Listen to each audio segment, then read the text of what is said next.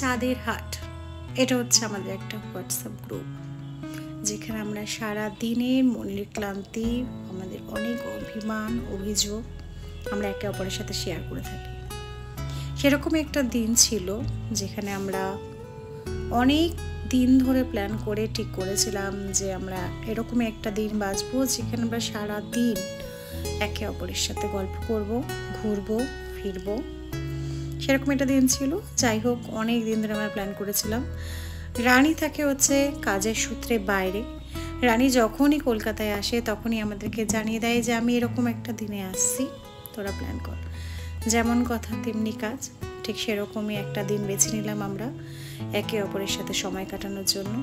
অনেক গল্প, অনেক অভিমান অভিযোগ জমা থাকে, যেটা হোয়াটসঅ্যাপে লিখে হয়তো আমরা বোঝাতে পারবো না, কিন্তু একে অপরের সাথে দেখা করে মনের কথা শেয়ার করে একটা সুন্দর দিন কাটানোর জন্য চেষ্টা করি আমরা। তো সেরকমই একটা দিন ছিল। অনেক গল্প, অনেক অনেক ভালোবাসা, বুক ভর্তি ভালোবাসা নিয়ে আমরা বাড়ি ফিরি। সারা দিন আমরা সময় কাটাই একে অপরের সাথে।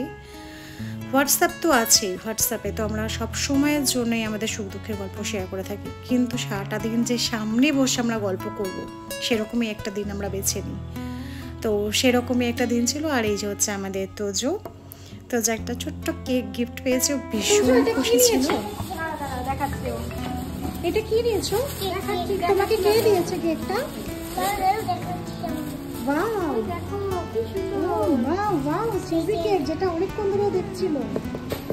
থ্যাংক ইউ বলেছো? থ্যাংক ইউ বলেছো?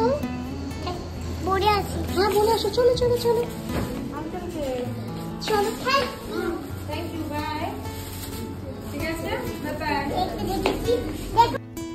দিনের শেষে এত সুন্দর একটা দিন, এত অনেক অনেক ভালোবাসা, অনেক অনেক আনন্দ নিয়ে আমরা বাড়ি ফিরি, যাতে আগামী দিনেও আমরা এরকম সুন্দর দিন কাটাতে পারি। অনেক অনেক ভালোবাসি চাঁদের হাট। এভাবেই তোরা আমার পাশে থাক।